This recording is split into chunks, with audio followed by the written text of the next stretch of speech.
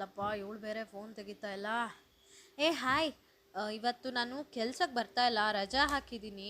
ಆ ಜಮೀನು ಒತ್ತುವರಿ ಫೈಲ್ ಇದೆ ಅಲ್ಲ, ಅದೊಂಚೂರು ರೆಡಿ ಮಾಡಿಬಿಡ್ತೀಯಾ? ಇಲ್ಲಾಂದರೆ ಆ ಭಾಸ್ಕರ ಬಹು ಅಂತಾನೆ. ಥ್ಯಾಂಕ್ ಯು ಸೋ ಮಚ್ ಕಣೆ. ಅದಾ ಪುಟ್ಟಿ ಸ್ಕೂಲಿಗೆ ಹೋಗ್ತಾ ಇದ್ದೀನಿ, ಏನು ವಿಷಯ ಅಂತ ನನಗೂ ಗೊತ್ತಿಲ್ಲ. ಅವ್ರ ಪ್ರಿನ್ಸಿಪಲ್ ಫೋನ್ ಮಾಡಿದರು. ಹೋಗಿ ಬಂದಮೇಲೆ ಫೋನ್ ಮಾಡ್ತೀನಿ ಬಿಡು, ಓಕೆನಾ? Okay, bye bye bye, thank you.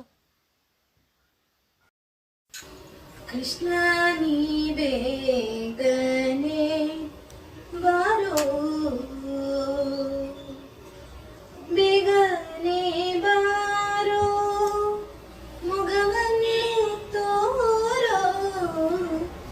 Krishna ನೀ ಬೇಗನೆ ಬಾರೋ,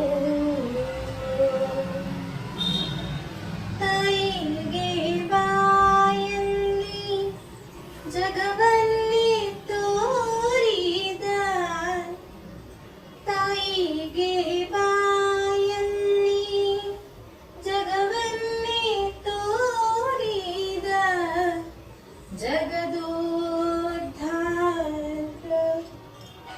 ಸಂಧ್ಯಾ, ಹೇಳೆ ಏನು ವಿಷಯ ಸ್ಕೂಲ್ದು? ಇನ್ನೇನಿರುತ್ತಮ್ಮ, ಮಾಮೂಲಿ ಅದೇ ಹಳೆ ಗಲಾಟೆ. ಅಂದರೆ ನೆಕ್ಸ್ಟ್ ವೀಕು ಸ್ಕೂಲಲ್ಲೇನು ಫಾದರ್ಸ್ ಡೇ ಇದೆಯಂತೆ. ಆದ್ರೂ ಸೆಲೆಬ್ರೇಷನ್ಗೆ ನಿಮ್ಮ ಫಾದರ್ಸ್ನ ಕರ್ಕೊಂಡು ಬನ್ನಿ ಅಂತ ಮೆಮೊ ಬಂದಿತ್ತಂತೆ.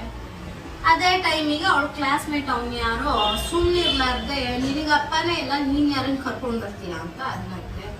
ಅಷ್ಟಕ್ಕೆ ಇವಳಿಗೆ ಸಿಟ್ಟು ಬಂದ್ಬಿಟ್ಟಿದೆ. ಹೋಗಿ ಒಂದು ಮೂಗು ಹೊಡೆದಿದ್ದಾಳೆ. ಅವನ ಮೂಗು ದೊಡ್ಡ ಮೆಣಸಿನ್ಕಾಯಿ ಥರ ಇಷ್ಟಪ್ಪ ಉಟ್ಕೊಂಡಿತ್ತು. ಅವನು ಹೋಗಿ ಅವ್ರ ಅಪ್ಪ ಅಮ್ಮನ ಹೇಳಿದ್ದಾನೆ. ಅವರಪ್ಪ ಅಮ್ಮ ಪ್ರಿನ್ಸಿಪಲ್ಗೆ ಕಂಪ್ಲೇಂಟ್ ಮಾಡಿದ್ದಾರೆ. ಪ್ರಿನ್ಸಿಪಲ್ ಬಂದು ನನಗೆ ಹೇಳಿದರು. ನಾನು ಅದಕ್ಕೆ ಈ ಸತಿ ಸ್ಟ್ರಿಕ್ಟ್ ಆಗೇ ಹೇಳಿ ಬಂದೆ. ಇದೆಷ್ಟನೇ ಸತಿ ಕಂಪ್ಲೇಂಟ್ ಬರ್ತಾ ಇರೋದು ನಿಮಗೆ ಗೊತ್ತು. ಆಲ್ರೆಡಿ ಅವಳಿಗೆ ತುಂಬಾ ಟಾರ್ಚರ್ ಕೊಡ್ತಾ ಇದ್ದಾರೆ ಸ್ಕೂಲಲ್ಲಿ, ತುಂಬಾ ಬುಲಿ ಮಾಡ್ತಾರೆ. ಅದಕ್ಕೆ ಈ ಸತಿ ಸೀರಿಯಸ್ ಆಗಿ ಹೇಳಿ ಬಂದಿದ್ದೇನೆ.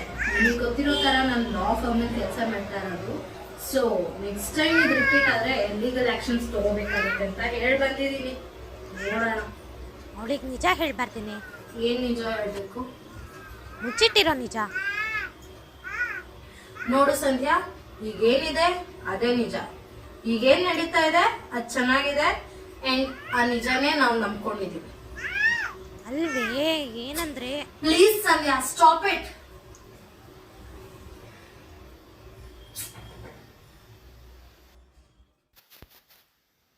ಆಹಾ ಸ್ವಪ್ನಾತಿ ಮದುವೆ ಆಗಿ 1 ವರ್ಷ ಆದರೂ ಒಂದು ಮಗು ಹಡಿಲಿಲ್ಲ. 10 ಸಾಲದು ಅಂತ ಇದ್ದೊಬ್ಬ ಮಗನೂ ತಿನ್ಕೊಂಡ್ಲು. ಇನ್ನೂ ಯಾಕೆ ಇದೆಯಾ ಮನೇಲಿ? ತೊಲಗೆ ಪಿಶಾಚಿ.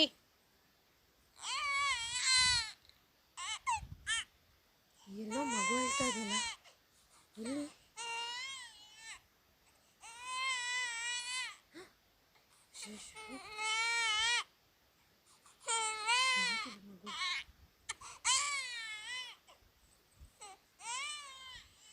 ಯಾವ ಮಗುನಿದ್ದು?